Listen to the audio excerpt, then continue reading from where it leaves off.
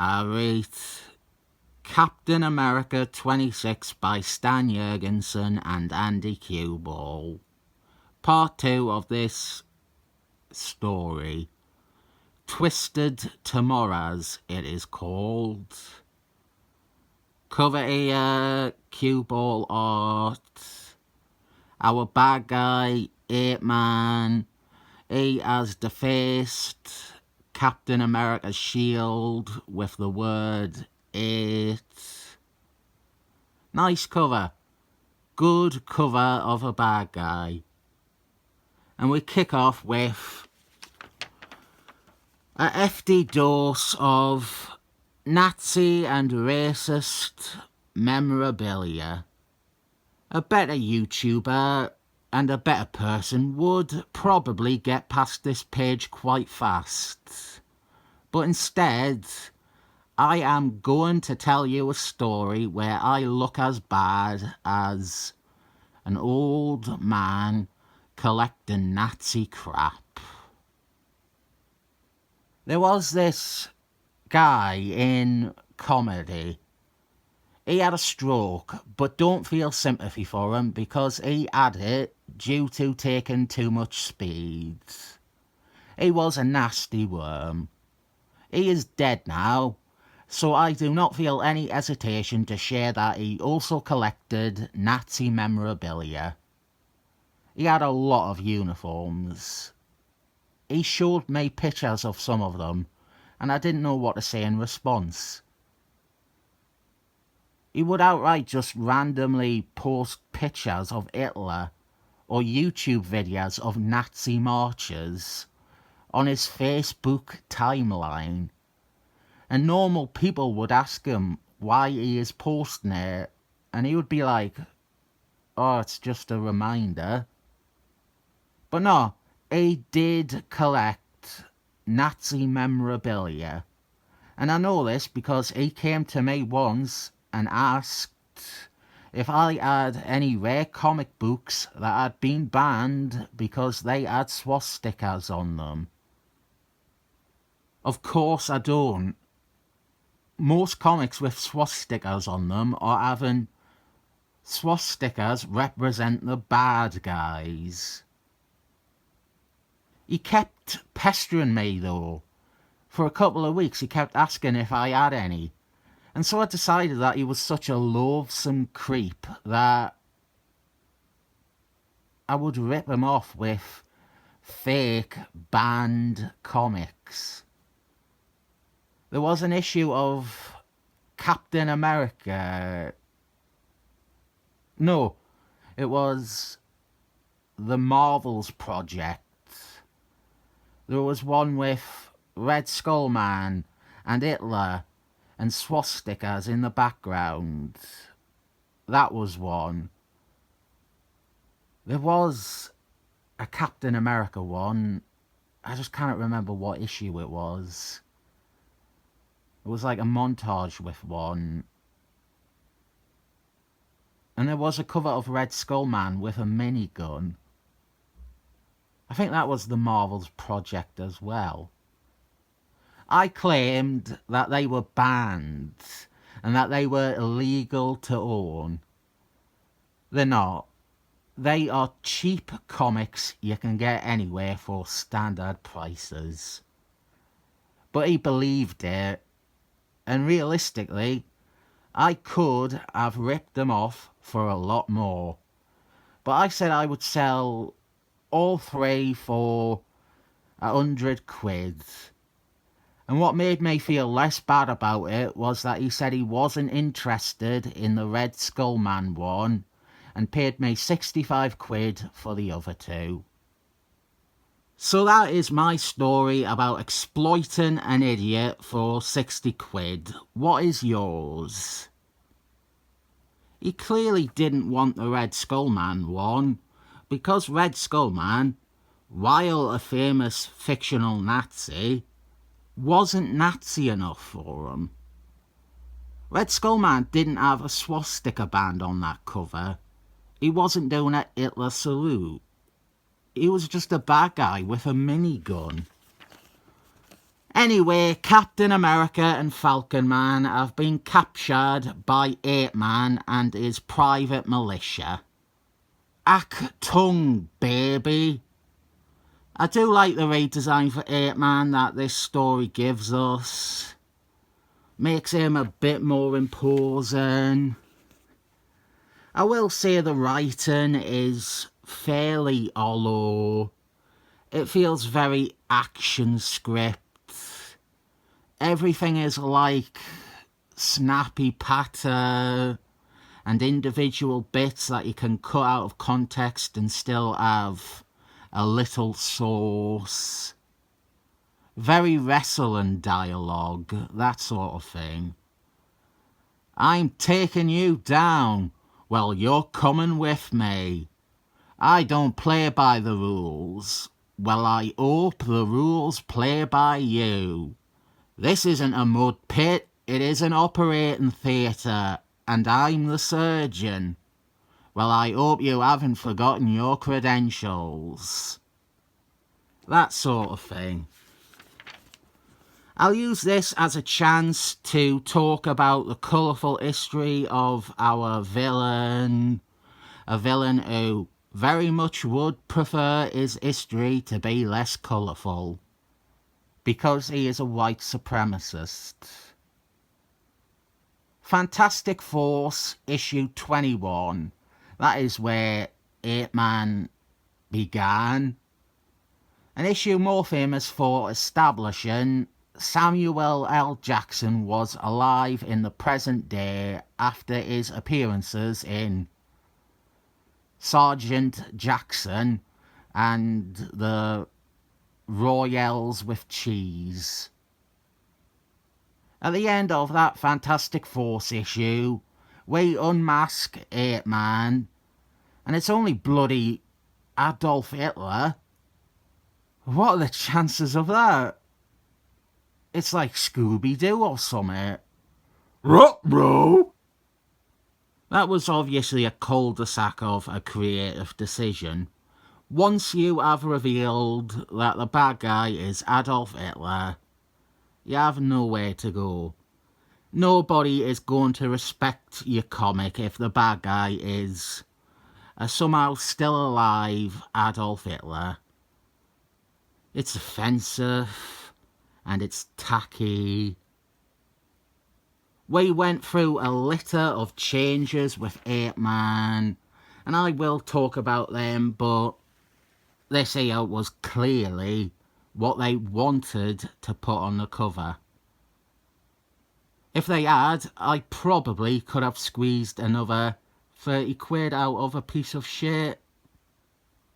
Oh, one thing I really don't like is Falcon Man in this story. The use of him. He is there just to be abused. Not a good look for a comic. So A.I.M, he returned a few times. First was in a Samuel L. Jackson comic. I nearly incorrectly said that A.I.M was unmasked in that story, and this time it turned out to be Samuel L. Jackson. But I am confusing him with Super Patriot, ain't I? A.I.M was in Spectator Spider-Man, but that turned out not to be Adolf Hitler. He was in Fantastic Force, but that turned out to not be Adolf Hitler either. There was another one that wasn't Adolf Hitler. A.I.M was in Supervillain Team Up, and that one was definitely Adolf Hitler. We found out that Hitler survived and continues to survive through Toby Jones's cloning process. In that story, Red Skull Man trapped the Hitler conscience inside the cosmic cube, where it remained for years and years, and we would occasionally get reminders of it, like in Captain America 299. So 8-Man kicks Captain America down into a pit. I had about a month-long argument with someone on CBR forums about this miniseries because it is quite clearly non-canon. It has to be. All these Western heroes have stories that take place after their apparent deaths in this. Down in the pit, Captain America finds Samuel L. Jackson. He is also prisoner. And so Sam Jackson offers a very meagre by comparison version of 8-Man's origin. Only covers the first appearance. Fantastic Force 21. And I think I feel bad about not mentioning Creatures on the Loose 35 because I have not read it. But 8-Man is apparently in that. With 8-Man, the problem is you obviously don't want a bad guy who is meant to be Hitler because it is so shit. It is a combination of insensitive, inappropriate, and trash B-movie. They saved Hitler's brain. If you ask me, Hitler didn't have much of a brain to save. Subplot. Remember those S.H.I.E.L.D. agents from last issue? The ones who were stuck in a warehouse logging S.H.I.E.L.D. inventory. Well, they have found summit hidden in storage. And then without warning, one of them snaps and murders the other two. I would have let this play out a bit longer. It seems silly to introduce this idea and then have the betrayal in the very next issue. Especially when it takes a few issues after this to actually show what is meant to have been found. It is Protocide, the super soldier of tomorrow, today, from the past. We also have Emily Van Atwell Carter Peterson. She is still piloting around with a Stegosaurus companion. Don't have a Stegosaurus, man. A lot of Simpsons quotes coming out in this one. They are drowning, but that is alright because Andy Cuball is going to give us a nice silent MacGyver sequence with the two escaping from their shackles and their watery graves. The rest of this is mostly splash imagery or images of that flavour. Falcon Man, he is a captive in this. He is someone to be abused by the racist bad guys. I don't like it. I know that he gets some stuff to do in part 3, but I don't like dragging Falcon Man out into a story, mainly for such a transparent reason of having him be the underdog or the victim or whatever. 8-Man is going to fire missiles containing anthrax, and Falcon Man and another are tied to the heads of the missiles, and it's all kind of dumb. But I finally got to tell the story about ripping off a Nazi, so I am happy that I reviewed this. I don't not recommend it.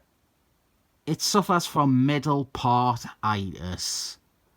You have part 1, that is the beginning, the setup. You have part 3, that is the conclusion, the payoff. This is part 2, and I'll give it 7 thumbs up. Just remembered one of my favourite memories of all time. There was this dog shit charity comedy night in Bowburn, a Bowburn community centre. The Nazi stroke guy, he was on at it. He was a comedian. He was not a good comedian. He was not even an alright comedian. But yeah, he struggled to get around due to the stroke. And that was actually the second time I met him. But yeah, shit gig. It was like a fucking bingo night. The MC was a woman, and that is being polite because she came up to me and the first thing she said was, "I don't know if you've noticed, but I'm really a man." She was fucking doing the worst Aki 70s fucking, "I found me first grey pube. It were on the kebab I got from takeaway." There was another bit, I can't remember any of what she said except it had to do with Indians. And she looked around the room and went, "Oh good, there's none of them in so I can say this." She was a bloke dressed as a woman, dressed as a circus performer, dressed as a beach ball. That is how I would describe her. I actually wouldn't describe her as a bloke, but that is how she introduced herself to me. Anyway, yeah, my favourite memory is when the guy with the stroke got called to the stage. They had a little stair lift under the stage. It was a community centre, and the stair lift was like at the corner of the stage. She's up there, she goes, "Ladies and gentlemen, please welcome to the stage so-and-so." She walks off the stage and the audience is left to sit and watch a man slowly ascend to the stage on a stair lift. Absolute silence during this. 2 minutes of it. It was fucking tremendous. He wasn't like making banter while it happened. He wasn't going, "This is taking longer than my last divorce," or anything like that. Just absolute silence as everyone watched the world's slowest stair lift. Then, when he finally got up and hobbled his way to the mic stand, he went, "Hello, everyone." And the microphone wasn't even turned on. Fucking wonderful. Biscuit tins, eh? What's the need?